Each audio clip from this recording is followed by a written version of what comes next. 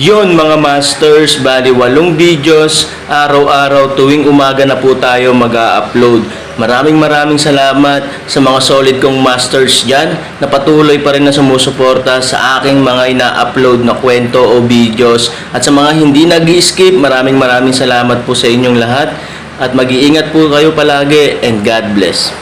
Magandang gabi mga masters, bali ngayon po ay 8 videos po ma-upload ko po sa aking YouTube channel.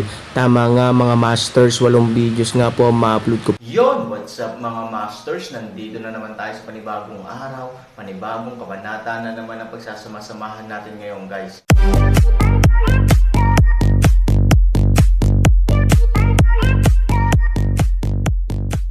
Bali mga masters, kung bago ka pa lang po sa aking YouTube channel, please click the subscribe button, lalong-lalo na po yung notification bell guys, para maging connected pa rin tayo sa isa't isa at maging updated kayo sa mga susunod ko pang video.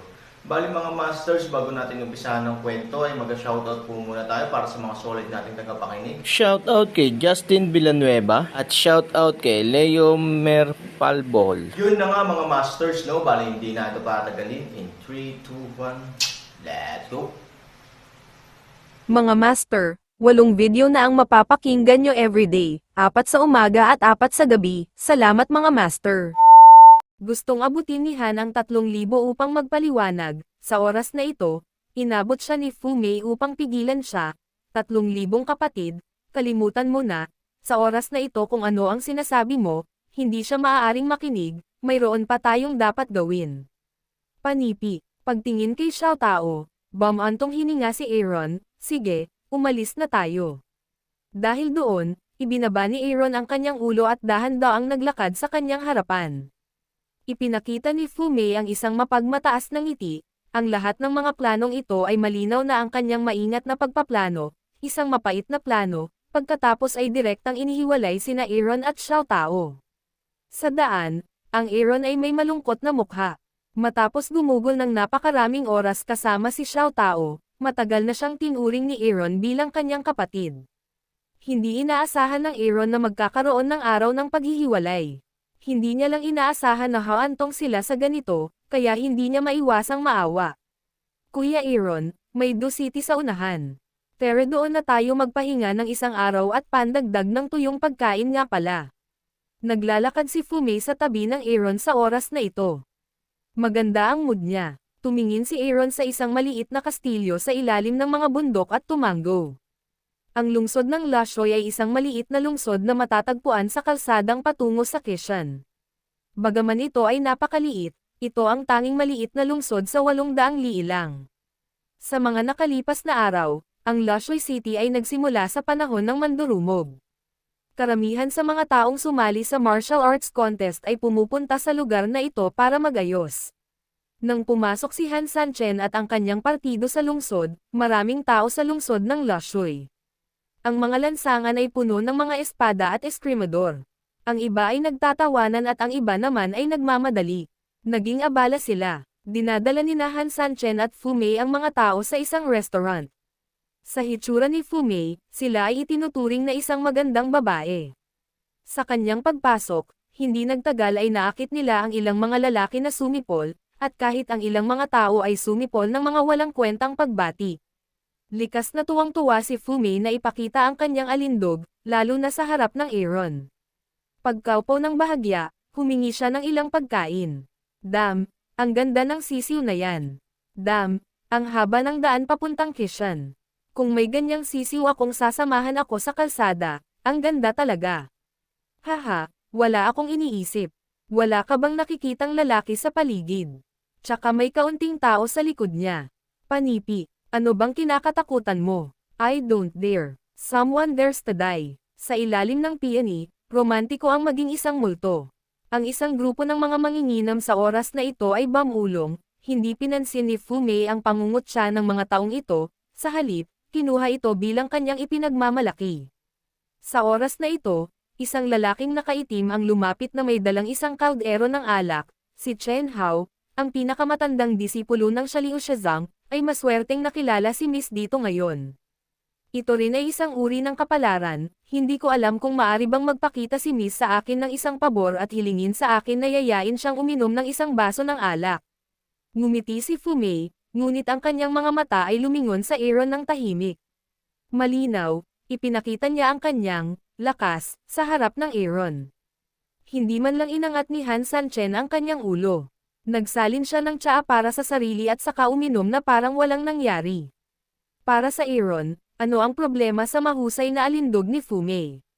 Hindi bagay sa kanya. Kung gusto niyang magselos, makakain lang siya ng pagkain ni Ivory. Mukhang napapansin nito ang mga mata ni Fumei. Sa oras na ito, pilit na pinapakawalan ni Chen Hao ang kanyang dignidad. Sa isang banda, binabalaan niya ang Aaron, sa kabilang banda, gusto niyang tuklasin ang kanyang mga nagawa. Ngunit sa sandaling siya ay pinakawalan, biglang kinuha ni Aaron ang kanyang tasa at tumayo, hindi kita iistorbahin. Han 3,000 tapusin, direkta sa table sa tabi ng isang umupo, maiwasan ang budismo ay hindi nauugnay sa sarili, hang mataas. Nang makita ito, agad na nagpakita si Chen Hao ng nasisiyahang ngiti sa kanyang mukha at malumanay na umupo, Miss, pwede ba akong makipag-inuman kay Chen ngayon? Usok ang 7 pakulo ni Fumeki. Gusto niyang samantalahin ang pagkakataong ito para ipakita ang sarili. Bilang resulta, hindi lamang hindi nakaramdam ng selos si Aaron sa kanyang imahinasyon, ngunit direktang itinulak ang kanyang sarili palabas. Agad na tumayo si Fumei, ilang hakbang ang sumugod sa harapan ni Aaron, nabangga ang mesa ni Aaron, hindi ka pa rin ba lalaki? Kung lalaki ako, malalaman ni Ivory. Aaron ngiti, magpatuloy sa pagbuhos ng tsaa. Iinom ka pa. Si Fumei ay nagwawalis ng teapot sa harap ng Aaron sa lupa at galit na tinitigan si Aaron. Aaron browse isang wrinkly, cogulate ng isang sandali, maliit na tumaas, maliit na dalawa, maghanda ng isang guest room. Wala talaga siyang pusong magsayang ng oras kay Fumei.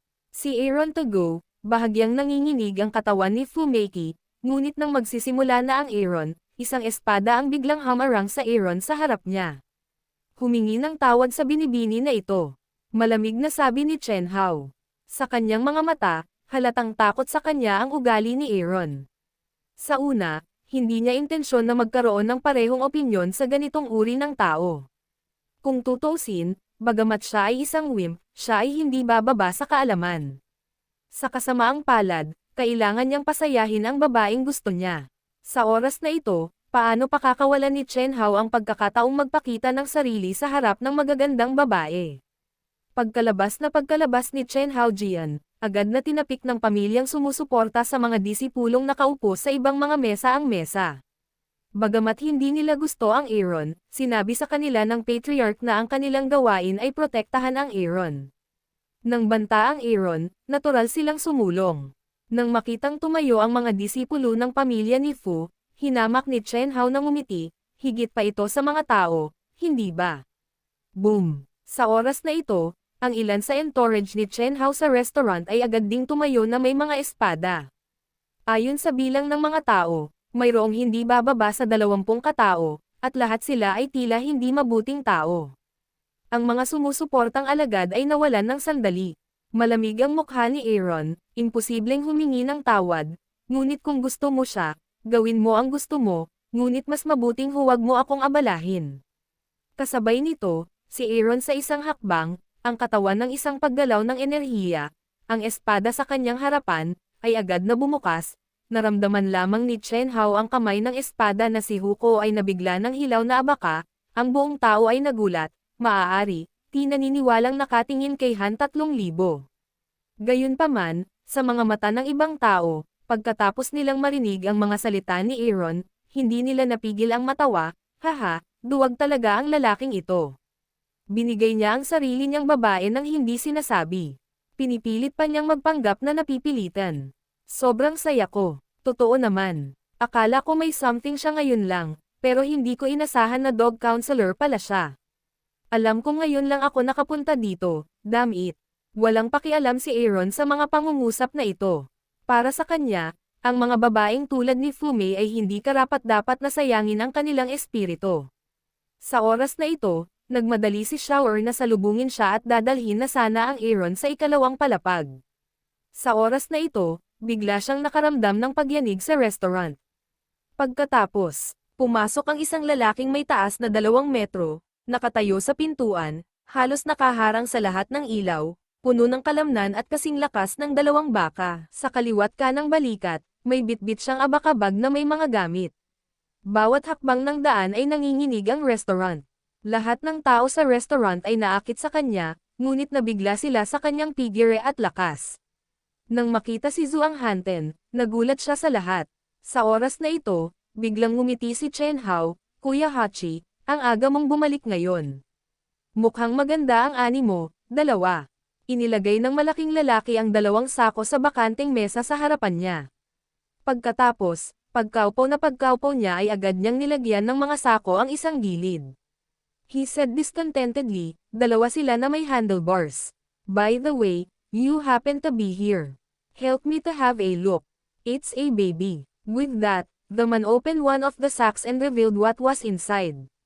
It ay isang lalaki, isang babae. Bagamat ang isang grupo ng mga inuman sa restaurant ay medyo nagulat sa tagpong ito, sila ay nagkatinginan lamang, ang malakas na lalaki na ito ay isang malupit na karakter. Isa pa, ang mundo mismo ay ang gubat basta't malakas ka, ano ang hindi mo kayang manakawan, kahit magic na sandata, kaya mong manakawan direkta, at ito ay hindi maganda ang hitsura. Ngunit kahit na ano, karamihan sa mga tao ay dapat na manood ng kaguluhan at hindi maglakas loob. Sa paglabas ng sako, ang babae sa sako ay ganap na ipinapakita sa oras na ito simpleng pananamit at medyo marumi ang kanyang mukha, maputi ang kanyang balat at maganda ang kanyang figure sa unang tingin.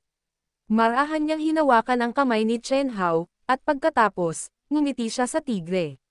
Tiger Crazy Brother is a baby. Hindi ko sinayang ang aking pagsisikap na tumanggo ng may kasiyahan, at pagkatapos ay handa na niyang isuot muli ang sako. Ngunit pagkataas pa lang niya ng sako, isang malamig na hangin ang dumating mula sa likuran. Sa sumunod na segundo, isang jade sword ang biglang dinampot sa sako. Hayaan mo siya. Isang malamig na tunog ang umalangaw-ngaw, lumingon si Huchi at sumimangot. Aaron mukha kong hamog na nagyelo, kamay na may dalang jade tabak, kaya tumayo sa harap ng tigre mabaliw. Biglang lumipad si Aaron na balak sana umakyat sa ikalawang palapag. Bagamat hindi niya malinaw na nakita ang babae sa sako, nang hilahin ni Chen Hao ang babae para magsagawa ng martial arts, nakita ni Aaron ang tanda na masyadong pamilyar. Nang makitang si Aaron, na pinagalitan lang nila bilang konsultant, ay biglang sumugod sa malakas na lalaki dala ang kanyang espada, isang grupo ng mga manginginam ang nagulat at nataranta. What the hell is wrong with this bag? You can't find a place to play lanterns even if you want to die, can you? How dare you go to trouble of that strong man? Kahit yung lalaking yun lang, natatakot siya kahit hindi sa sarili niyang babae, pero ngayon humarap siya sa mas malakas na lalaki.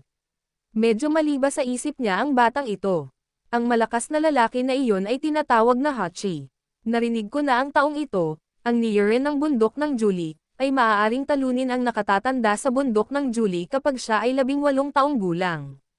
Kapag siya ay 25 taong gulang, siya ay naging tagapagtanggol ng Dharma ni Julie, bundok bilang isang alagad, hindi lamang siya napakalakas at hindi masusugatan, ngunit mayroon ding mahusay na lakas at kayang itaboy ang mga bundok at ilog.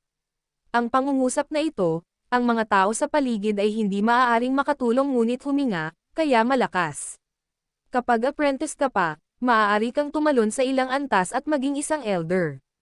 Bilang karagdagan sa pagkakaroon ng mahusay na talento, kailangan mo rin ng mahusay na lakas. Kaya sabi ko, ang batang ito ay naghahanap ng kamatayan. Sino ba ang ayaw na masaktan siya, kundi ang masaktan ang masamang Diyos na si Hachi? Sa kanyang maliit na katawan, tinatayang kaya siyang bagsakan ni Hachi sa meat cake sa isang suntok. Panipi, you can't say that. The world is full of dragons and tigers. Baka may skills yung batang yon. Isang lalaki ang sa wakas ay tumingin sa kabaligtaran. Ngunit sa sandaling lumabas ang kanyang mga salita, ang ibang mga tao ay agad na tumawa, kung siya ay talagang kaya. Ngayon lang ninakawan ni Chen Hao ang kanyang babae sa kanyang harapan, paano niya masunurin na paalisin ang kanyang babae? Tumanggaw siya na may katuturan. Katulad ng iba, hinihintay niya ang errands ending with the mentality of almost seeing the ending. Kung tutusin, halos maisip na nila kung ano ang magiging hitsura nito sa kanilang mga paa. Ang hinihintay natin ay ang pagkamatay lamang ng Aaron. Ako ba kinakausap mo? Tigre baliw makita Aaron, sa oras na ito ng isang nakasimangot, mga mata na puno ng galit. Kausap ko ba ang aso? Malamig na sabi ni Aaron. Nang marinig ni Aaron na pinagalitan ang kanyang sarili bilang isang aso, biglang nagalit si Huchi at tinadtad ang kanyang kanang paa ng marahas. Bigla siyang nakatapak sa isang malaking hukay na may diameter na mahigit 10 sentimetro sa lupa. Ang nakapalibot na mga tile ay nakasentro doon at pumutok ng 10-10 metro. Anak, hinahanap mo si kamatayan.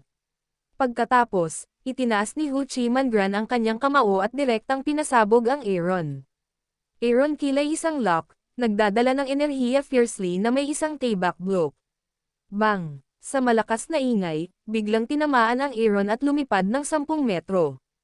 Ang kanyang jade sword ay pinilipot ng kanyang kamao, at ang kanyang bibig ay bahagyang namamanhid, napakalaking lakas. Yun na nga mga masters, no? Bali panibagong kabanata na naman yung natapos natin ngayong gabi. Muli, maraming salamat po.